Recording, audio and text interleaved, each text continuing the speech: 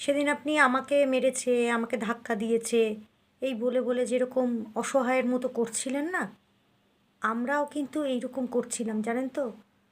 আমাকে মেরেছে, আমাকে ধাক্কা দিয়েছে, আমরা কোথায় যাব বুঝতে পারছি না, অভয়ার সময় করেছি। যখন 26,000-এর চাকরি বাদ গেছে তখন রাস্তায় নেমে করেছি।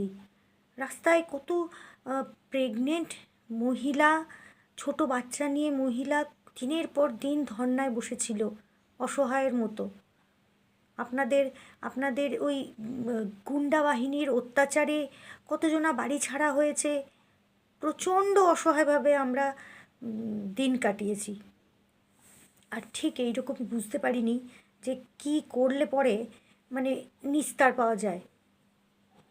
এই যে আজকে যখন সরকার পরিবর্তন হচ্ছে, যখন ভোটে আপনি হেরে গেলেন, মানুষের কি উচ্ছ্বাস দেখেছেন? কিসের জন্য? বিজেপির জন্য?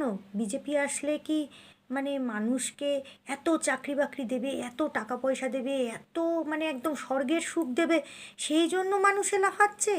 না, মানুষ বিজেপিকে জিতাতে পেরেছে বলে লাফাচ্ছে না, মানুষ লাফাচ্ছে আপনার হাত থেকে নিস্তার পেল বলে। উচ্ছ্বাসটা দেখেছেন একবার মানুষের মধ্যে? আর এর পরেও আপনি বলছেন আপনাকে চিটিংবাজি করে আপনাকে হারিয়েছে। চিটিংবাজি করে হারিয়েছে বলে মানুষ এত আনন্দ পাচ্ছে।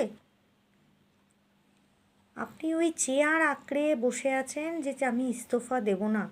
এক একটা জেলা থেকে পুরো শূন্য করে দিয়েছে আপনাকে।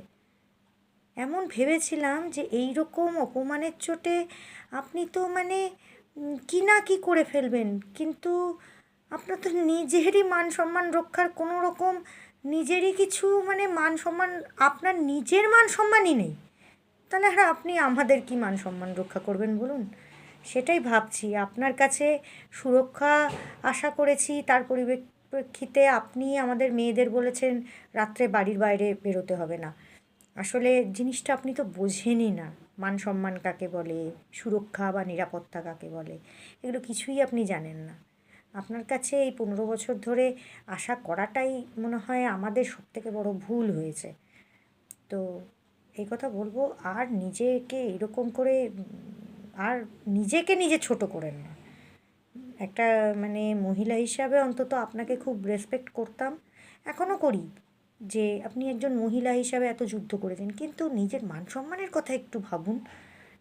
আর নিজেকে নামিয়েন না।